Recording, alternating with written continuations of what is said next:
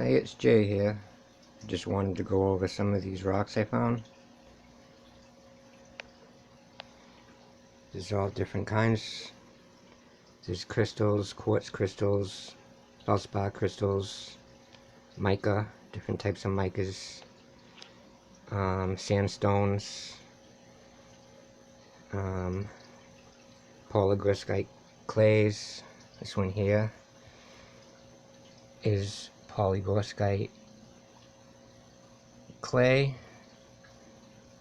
with a crystal over it, which we'll get into a little later, because there are amazing details in these crystals. Look at this piece from this angle. This video is going to be mostly focused on certain angles of these pieces that represent each other or have similarities to each other. And some of the bigger pieces I will be making separate videos on completely.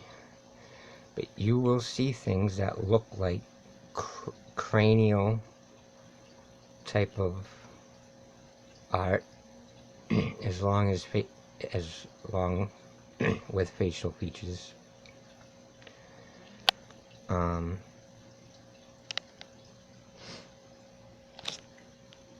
Let's check out these two pieces here. This one here is quartz crystal.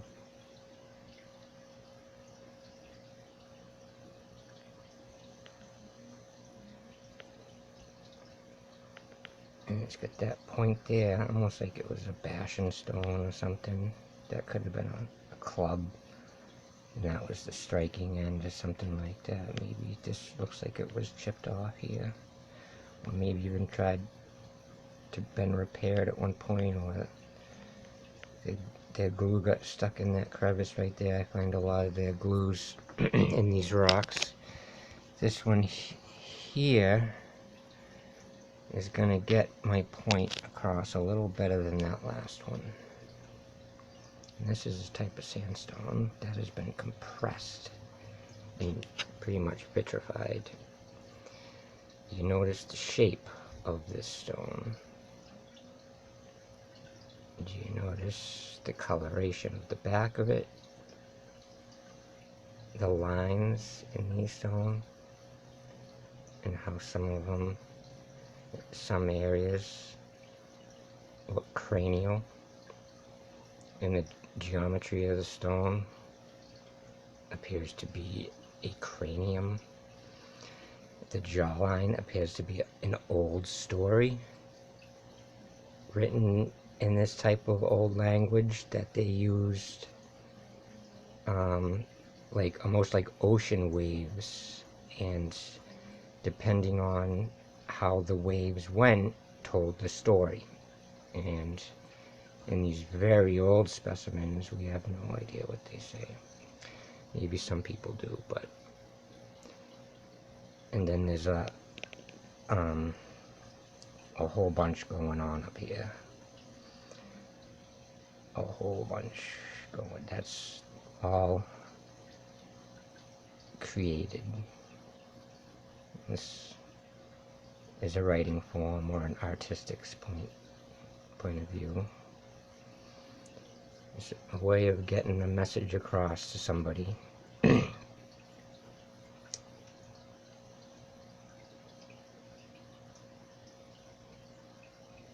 It has a nice patina on it, and you can see where it's been carved. I wish I had a better camera.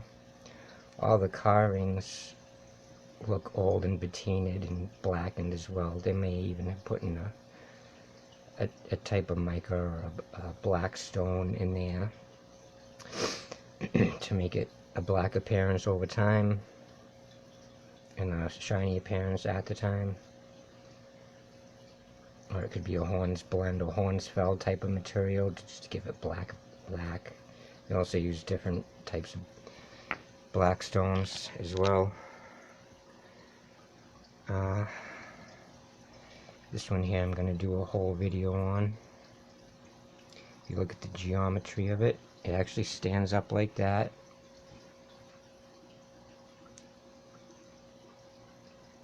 And it's very similar to some other pieces that I have with certain geometries, certain figures, almost like beings.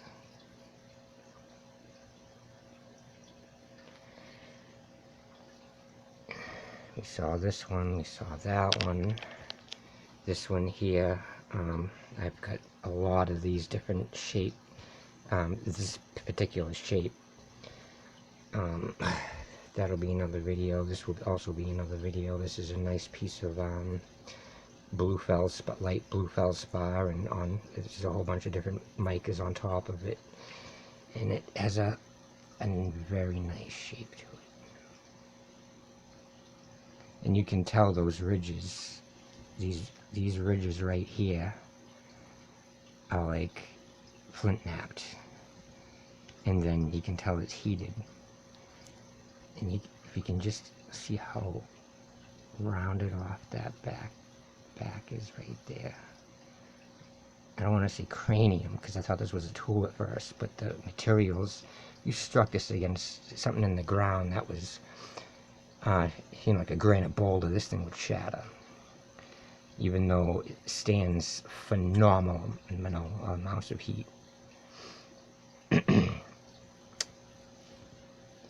But usually in this figure, I do see like a bird's beak coming down.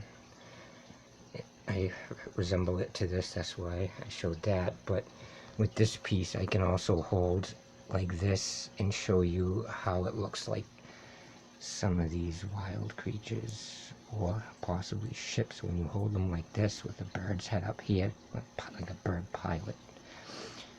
And then these might have been their faces, some of them different, so maybe some got messed up over time or something, or there were different kinds of these things.